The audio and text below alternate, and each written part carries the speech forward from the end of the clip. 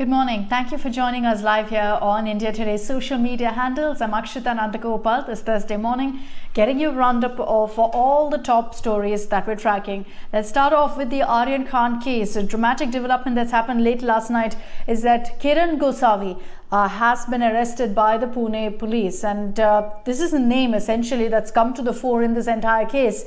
Kiran Gosavi, if I had to just quickly explain to you who exactly he is the one, and I'm sure you've seen the picture, where he's clicked a selfie with Aryan Khan soon after he was detained by the NCB. And very interestingly, it emerged that this man has nothing to do with the Narcotics Control Bureau. And yet, at the raid, soon after, when Aryan Khan was being detained, you can see Kiran Gosavi footage of him taking Aryan Khan in like he's an NCB official. It led to a lot of questions as to exactly who he is, what's he doing at that spot, why was he acting like he's an NCB official leading the investigation. He is essentially a private detective, and he's been termed as a witness in the case, but there's also footage of him having a conversation with Aryan, giving his phone to Aryan, and that led again to a lot of questions on exactly what he was talking about to Shah Rukh Khan's son. Now, there have been a lot of allegations that have come in. One is that of extortion, that Gosavi was essentially playing the role of an intermediary, of a middleman between Samir Wankere and SRK's manager Pooja Dadlani, and arranging for a 25 crore rupees bribe to let off Aryan Khan. And that's a very, very serious allegation, which is why his questioning in this case is going to be very crucial. So far, he's maintained that he's completely innocent and has nothing to do with any of this. But what exactly was he doing there also is the most basic question that really comes up in this entire case. And perhaps we'll get answers to that as his interrogation continues by the Pune police. He's been named in several extortion cases, and this particular arrest by the Pune police is to do with the 2018 extortion case, all of which, unsurprisingly, he's denied. Besides that, I just want to focus also on the heart of this case, because it's gotten very murky, it's gotten very complicated, but at the heart of it is Aryan Khan, who remains in the Arthur Road jail, and that's something that Aryan Khan's legal team is working on right now. They are trying to ensure that he secures bail.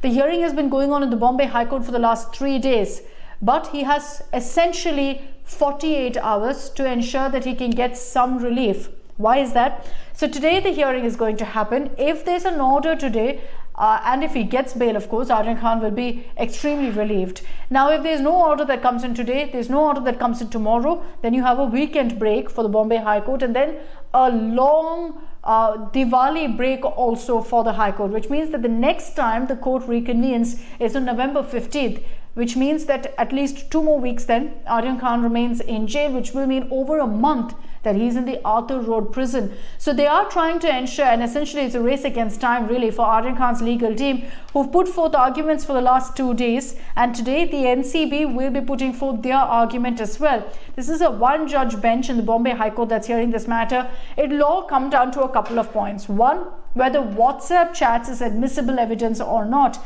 And while you've had, very contrary court rulings on this matter, which way the Bombay High Court goes will essentially decide whether Aryan Khan gets relief or not. But I also want to highlight here that it was the Bombay High Court that granted relief to Riya Chakrabarti in this case when they came down very hardly upon the NCB and questioned them about the kind of evidence that they had.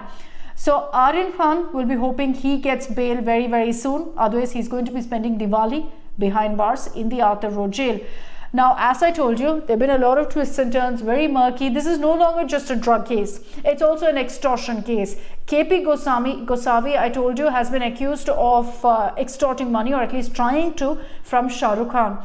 And Samir Wankere, the investigator, is now being investigated in this extortion case because the allegation is that he sought money from Shah Rukh Khan.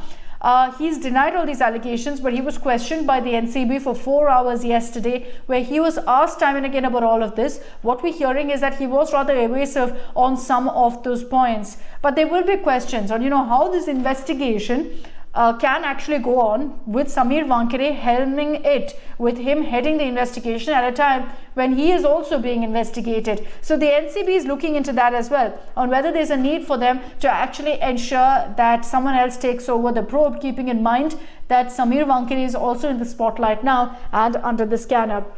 We'll be getting you the latest details on that as well. What emerges from Samir Wankhedi's questioning? Is he guilty of extortion? Is he not? Is he given a clean sheet? What will prove to be troublesome for him is the fact that the Mumbai police is also conducting an investigation of its own in this particular case. So that's all that you need to know in this drug case. I know it's very complicated and there's a lot happening really in this case. So many angles that we're keeping track of here on India Today. Simplifying it down, there are a number of characters, number of names who are allegedly involved, and you can catch all those details in perhaps the crispest and the details that you need to know here on India Today. All right, let me take you through some of the other stories as well this morning. Unfortunately, no good news because the fuel prices have gone up again, and of course it's you and me that bear the brunt of that. So let me just tell you exactly how much it's gone up by. 35 paise is the hike this time of fuel prices. It's long gone. You know, I remember it being months ago when we were talking about it touching the 100 rupee mark. That's history now essentially, because it's gone way beyond that. You look at the petrol price in Mumbai right now, it's 114 rupees per litre. In Delhi, it's 108 rupees per litre. And in every part of the country, more or less, it's crossed the 100 mark. So it feels like eons ago that we were talking about it inching towards 100. Now it's gone beyond that because of the non-stop hikes really in the fuel prices. And there are, of course, a lot of questions being asked of the government on this because, as I mentioned, you know, it's all of us who are suffering, who are bearing the brunt of this. But right now, it doesn't look like we're going to get any relief. The only thing we can hope for is that prices don't continue to go up, which does look like it's going to be the trend also in the coming days and weeks. I wish I had better news, but unfortunately, almost every single day, you're seeing the prices continuing to go up. I will get you the reactions on that as well, especially from the government on their justification of the rising fuel prices. I just want to quickly also get you the big political stories of the day. One is from Punjab. Captain Amrinder Singh, yesterday he launched his own political party, set at least to launch his own political party because he hasn't announced the name or symbol yet.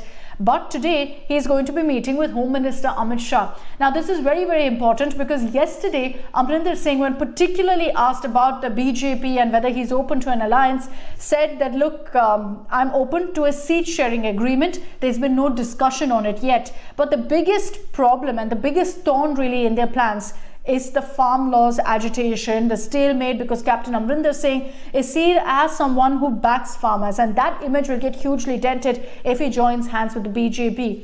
He knows that, which is why today when he's meeting with Home Minister Amit Shah, the discussion is going to be on the farm laws and finding a solution to the entire issue.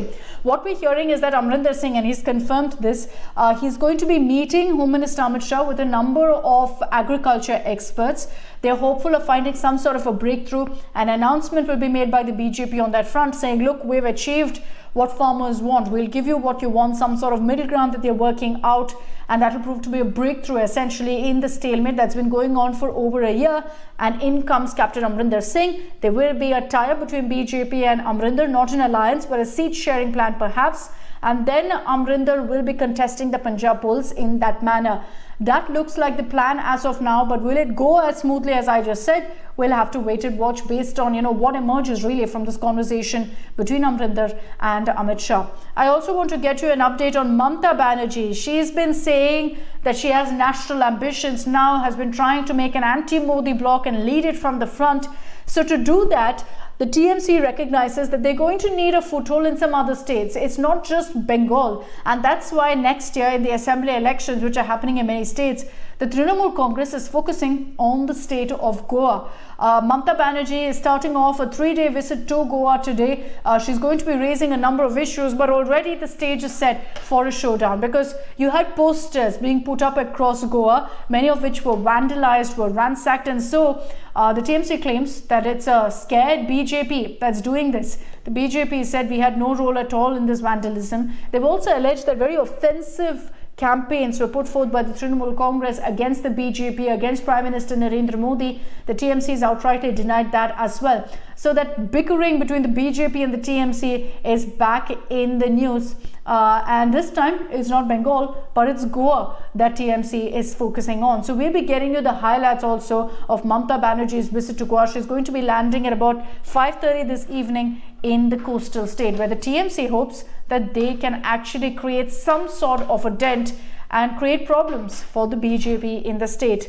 So those are all the stories that we're tracking this Thursday morning, same time tomorrow as always.